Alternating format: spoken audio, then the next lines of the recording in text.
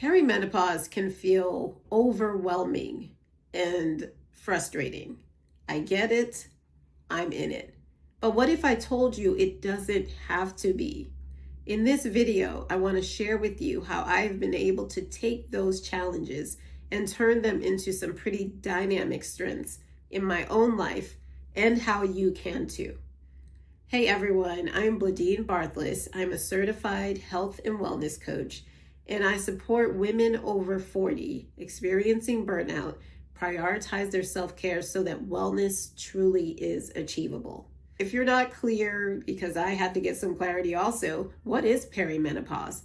Basically, it's the period of time where your body is in this menopause transition. You're going from these regular cycles, if they were ever regular, but these cycles where you're in your reproductive phase, you're still releasing an egg every month. And so you're going from that phase to not releasing eggs at all. And that's menopause, where you haven't had a cycle in a year plus.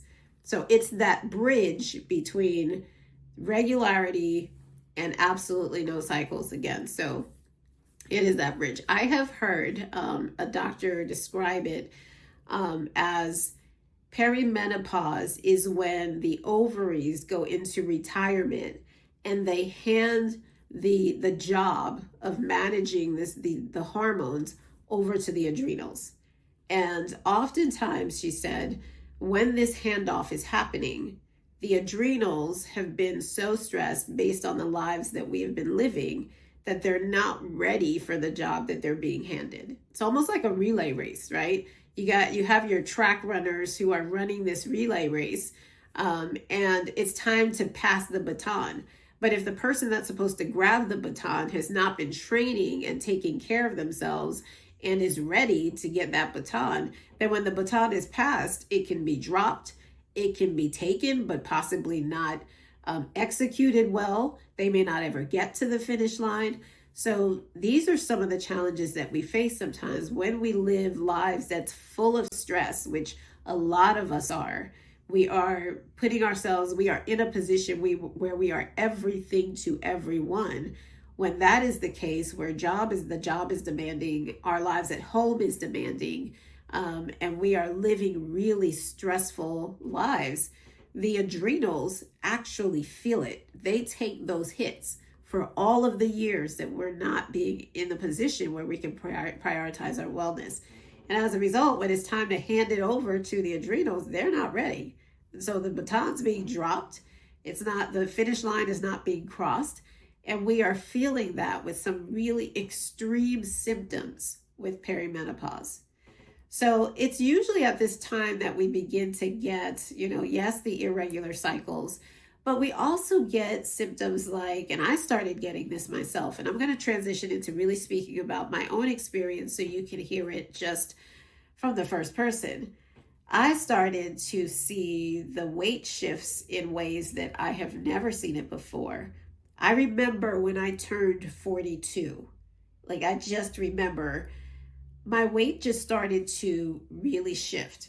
My cycles had always been, regular, and so there were some shifts happening with there too. But what I really noticed was my weight change. And with the weight change, typically, if there's a weight change that happens, I would just, go ahead and do the quick workout or do a new program or just shift my diet for a little bit, and then everything would come back. But at 42, it didn't matter what I did, for the most part. Nothing was shifting like it used to. It took a lot of effort and a lot of exertion to actually see a shift. And I am someone who's done, and I usually do some of the extreme workouts. I'm a Beachbody, fan. They're now Body.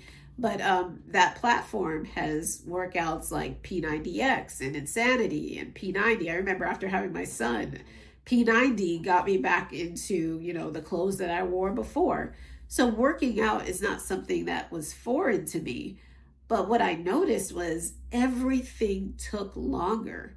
And in some ways, it just didn't happen, So So there was a lot of frustration for me. There was a ton of frustration of trying to do the thing and even eating and shifting my food. Nothing was working. And so I eventually figured out a few things, not quite sure what it was, and then got myself back into a different realm.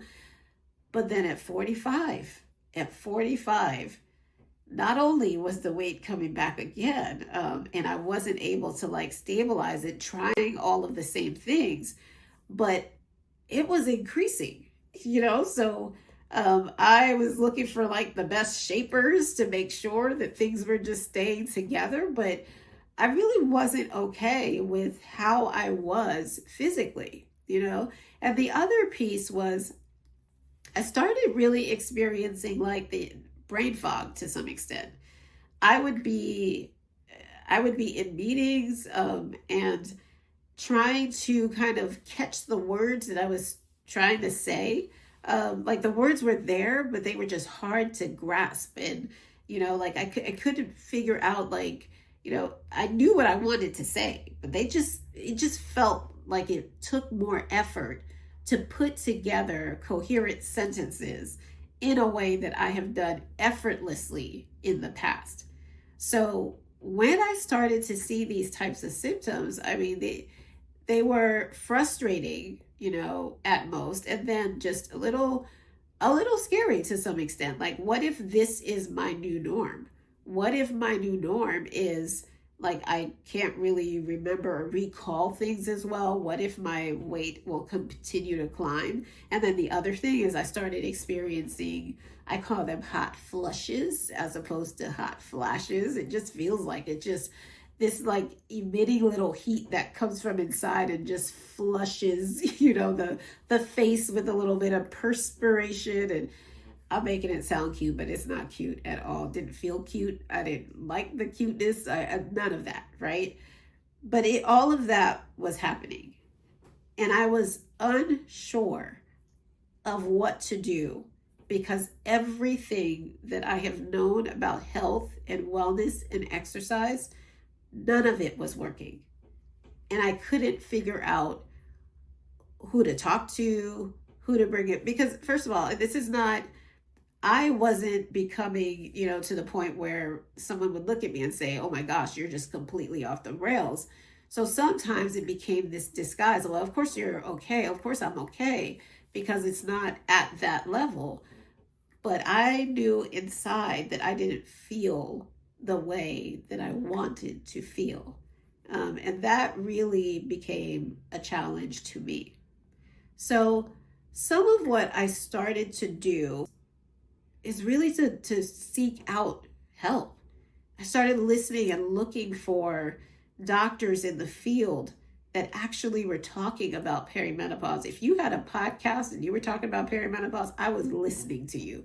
I will tell you, people like Dr. Mindy Pelz, who has the Resetter podcast, she has saved me in so many ways. She has an absolutely wonderful community of women that she's built and talks about all things intermittent fasting and all of that. So I started doing some of her work. Dr. Cynthia Thurlow, another person who has a podcast that really speaks to what our bodies go through as women as well. So those are some of the resources, but I started reading books, and her Dr. Mindy Pelz's book on Fast Like a Girl, like those were some of the resources that started to bring me back into this space of, wait a minute, this is possibly not a terrible thing. This is possibly something that I could figure out, but I cannot approach it in the way that I would have approached a health issue or challenge when I was 20, because I'm 45 now. And a 45-year-old body deserves love and attention in a way that it didn't when I was 25 or 35. So that was a big shift for me. So let me share some of the realities that have really supported me in this process. Reality number one is that I am worthy of a full health team. Not just a doctor, not just my gynecologist, a full health team. And let me explain to you what this means.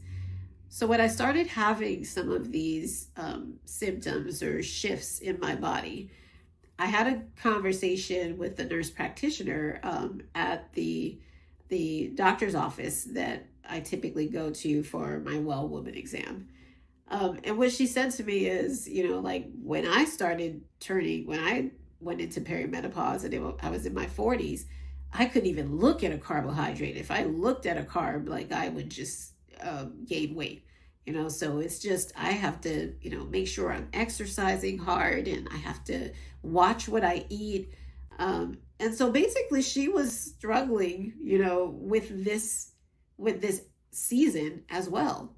I walked out of there and I asked about hormone replacement therapy, and bioidentical hormone replacement therapy, because I've been hearing about it.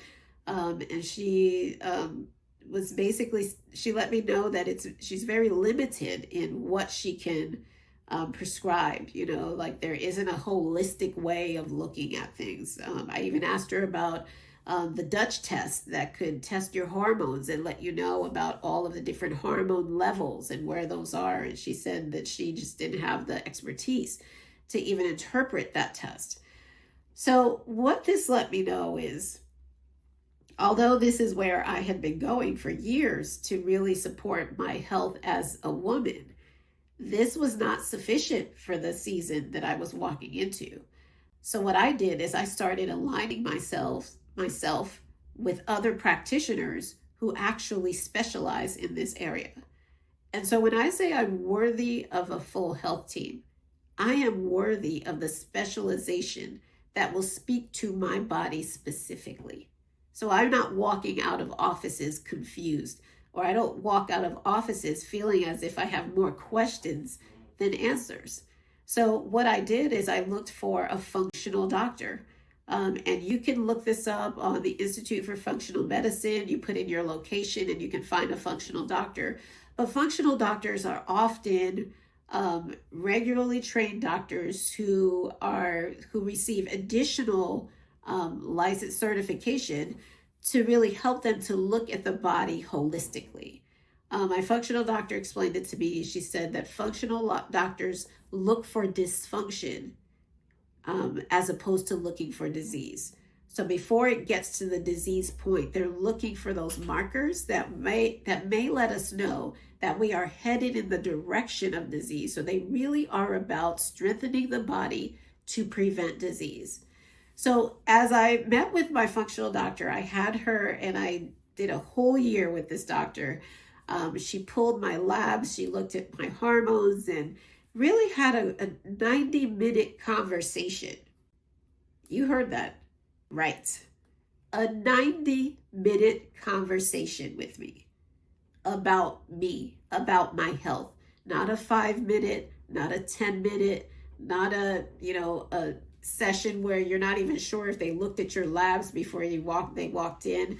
A 90-minute conversation that helped me to know where my body was, the reality that I had been navigating chronic low-level stress for quite some time, and it was showing up in my hormones. I will tell you, when I walked out of that office, I felt so empowered, because now I understood why my body was showing up in the way that it was. It was doing its level best, but I had to provide it with some support. And when I got to that point, I could look at my body no longer with this anger and frustration, but really with compassion, because it was doing what it can with what it had. And I could possibly put myself in the space where I could now support it in the way that I know best. The other thing that I also had available to me with my functional doctor is I had a health coach assigned to me. So I had sessions with a health coach. I had sessions with the functional doctor. So this team, so as the functional doctor is giving me a lot of information, the health coach is coming behind her and really supporting me. And okay, what are the changes? What are the lifestyle shifts that I can begin to make to address some of the challenges that we're seeing? Not only that, to the team, I added an acupuncturist. And so the acupuncturist really started helping me with some of the hormonal imbalances that I was having. I noticed that there was a lot more calm coming into my system. Supplements were also an aspect that between the functional doctor and the acupuncturist and the different herbs, they were able to prescribe me something that was very much geared towards my body, as opposed to what everybody else is saying that a woman my age would need. So this really started to shift some things for me. And what I will say is I continue to tell myself I am worthy of a full health team. Sometimes it's going to take more than one person to see the whole picture, but I want people who want to look at me as a whole and not an individual organ. And so that really left me feeling empowered. All right. One thing I will say about functional doctors and integrative medicine, sometimes you have to pay. I will be very honest. I had to pay with my HSA card, my health savings account. Sometimes you get that with your employer, or you can do it with your FSA as well. Insurance will not pay oftentimes for functional doctors because insurance basically waits until you have disease. When you have a disease, they'll help you get the pharmaceutical drugs that you need to support the disease, which has all sorts of side effects, but they are not shelling out money to help prevent the disease that they could see coming down the line. So that's a whole other, episode video. That's a soapbox one right there. But we have to take control of this situation ourselves. So that's reality number one. All right. Reality number two. I am worthy of the eating lifestyle that works for my body.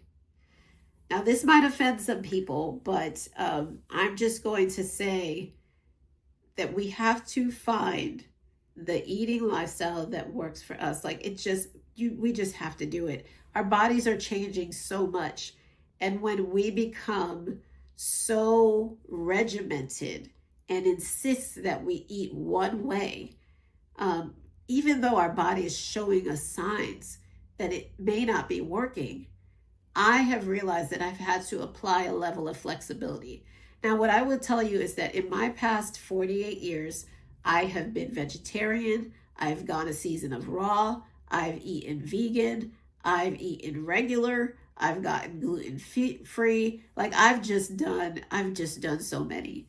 And what I will say is between 43 and 46, I was vegan. I ate whole foods, plant-based. I will tell you the type of vegan that I was. I did not eat a lot of the fake meats. I really was and did the whole foods plant-based. Like if it were a whole food, that's what I ate. I was also gluten-free as well because I had some gluten intolerances. But that is how I ate for 3 years. And my whole family accommodated me in so many ways. I'm so grateful to them. But when I started seeing some of the shifts that were happening in my body, I also had, I learned from my functional doctor that I had leaky gut and I needed to repair my gut as well. When I started to really look at my body and what it was trying to tell me, I recognized that what my body needed was what it was not getting in the way that I was eating. I needed a lot more protein. And I will be the first person to tell you that yes, as eating vegan, you can get protein. You absolutely can.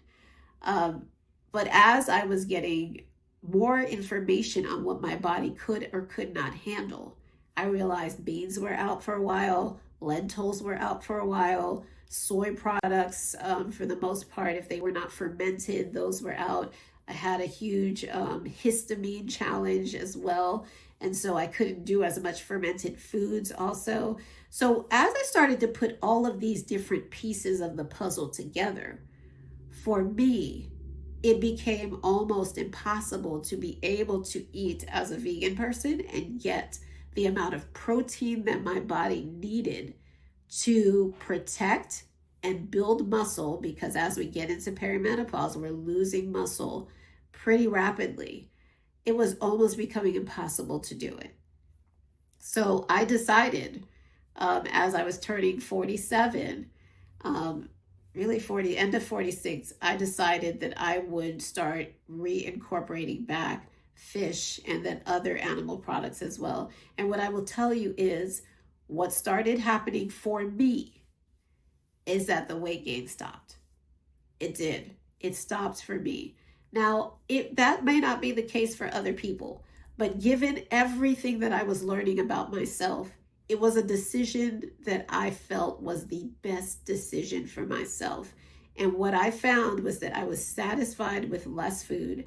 I felt like my body was nourished in a way that it hadn't felt nourished in a little bit.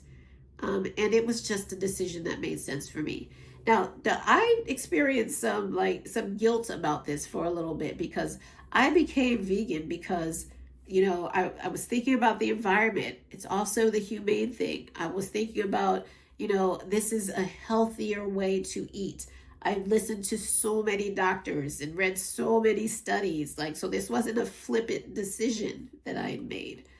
But when I recognized that I could not do this, I could not eat this way and give my body what it needed with the understanding and the knowledge that I had, it was something that I had to be willing to let go of for me. And I remember when I made the decision, and I ran across of a YouTube video about a 72-year-old vegan chef who looks amazing, another woman of color. And I looked at that and I was just like, you look awesome. And you're doing that as a vegan woman. That is, wow. And then immediately the thought came to me, I am not a vegan chef.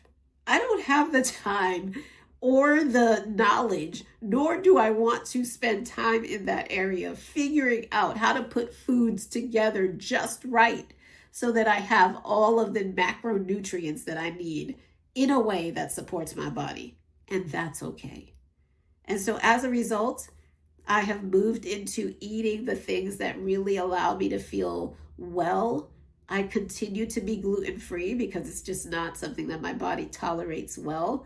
I eat very little dairy because it's not something that my body tolerates as well either. But the way that I eat is specific to me.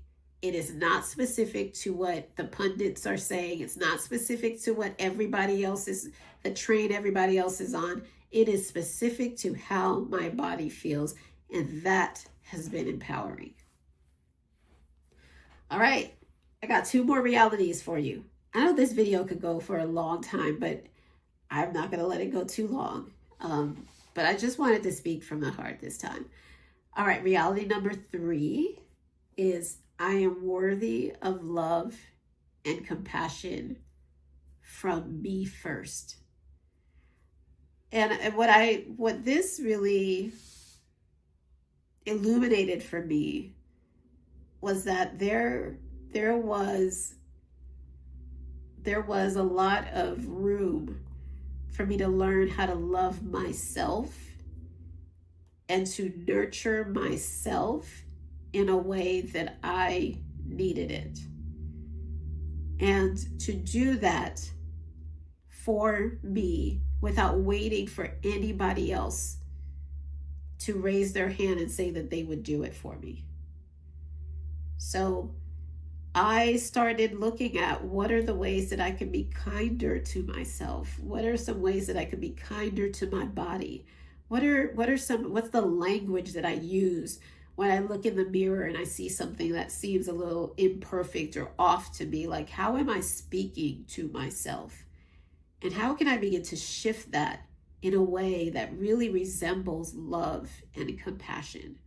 And even all of the extreme workouts that I was doing, it served a purpose, and my body could handle it as I was 20 and 30s and all of that. And sometimes I enjoy some of those really hard workouts, but I also need to recognize that there are going to be days when my body just really needs restoration, or sometimes some really like mobility training or strength training or Pilates, or I'm going to need some of that. And that's just as beneficial to my body as a HIIT workout, just as beneficial. And so just being kinder with myself and kinder with the words that I speak, treating myself with such deep compassion and such deep love, and allowing that to be the example that other people have on how I should be treated should they choose to come into this realm of mine. The other thing is to, as I really found with the self-love and compassion, to start developing, to be able to develop the boundaries that really let folks know, like, this, yeah, no, this won't work for me. And as a single woman, I will tell you, it has taken some time to learn that. But I once had a pastor say, I might be a slow learn, but I'm a sure learn. And I'm pretty sure about some of these boundary lessons that I have been learning. And so really getting to the space where I can say no, my no can be my no, my yes can be my yes. And if people are not okay with that, I'm okay with that. That has not always been the case. And there's a strength that has been rising within me because I am accepting who I am, that allows me to be able to lean into the no, lean into the yes in a way that supports me overall. All right, so the last reality, number 4, is that I am worthy, valuable, and getting better as I age. I really do believe that. I really do believe that. So I'll never be who I was when I was 20 or who I was when I was 30. And I will tell you, I think I was cute when I was 20, in my 20s and 30s. But there is a beauty, a wisdom. There's a power. There's an internal fortitude that I have right now at 48 that I never had in my 20s. There are certain things you just can't tell me about myself right now, that you could run all sorts of circles around me when I was 20, in my 20s and 30s, unsure of who I was, unsure of what I was able to do, unsure of what my capabilities were. I am not unsure at 48. And what this tells me is, this is a moment of thriving. It's not a moment of stepping back. It's not a moment of being a throwaway. No, this is when I rise. This is where I actually become the person. I am that person. The essence of who I am is showing up in a way that it could not have when I was in my 20s and 30s. And I bless my 20-year-old self. I bless my 30-year-old self, because I needed them to get where I am here. But what I cannot do at 48 is wish and hope, wish and think that I could have things look a certain way, look like it did when I was in my 20s and 30s. There's a level of acceptance that I've stepped into, and not accepting that I'm going to be less than, accepting that I'm going to step into a different level of power, a different season. And yes, my body's going to look different, and I still think it looks pretty awesome. I still take care of it. I work out. I strength train. I probably lift heavier than I did when I was in my 20s and 30s. But I love it. I love it. I enjoy it. And I love who I am becoming every single day. There are conversations that I'm having now at 48 that I couldn't even manage or think through as a younger Bladine. What I want to say is that at 48, I know who I am. I recognize my value in ways that I didn't recognize it before. And I have a degree of courage and bravery that is like the wind beneath my wings. I will tell you, when I was 30 and when I was 20, I would have never resigned from a position and started my own organization. That's 48. That's 48 courage right there. So that is a reality that's carrying me. So I want to thank you for just, staying with me here. I know this is a longer video, but I've really been thinking about, this idea of transition as women, perimenopause. I still definitely have like the health understandings and shifts that are happening. But the biggest shift that needs to happen to move us from this space of seeing perimenopause as a challenge to as an opportunity is a shift that happens in our mindset. It's a letting go of what society says we are as we get older, and it's a creating of the reality of who you truly are within for yourself. I don't believe I'm a throwaway. I believe I get better with age, just like wine. And so if other people don't see it, it's a loss for them. When I see it, it's a huge win for myself and everyone that I get to touch as a result. So much love to you. If you're struggling through this season, I'm sending you extra, extra love. It can be amazing. It really can be. So let's start right there. Get the help that you need. Look into some of those realities. See where some of the gaps might be for you.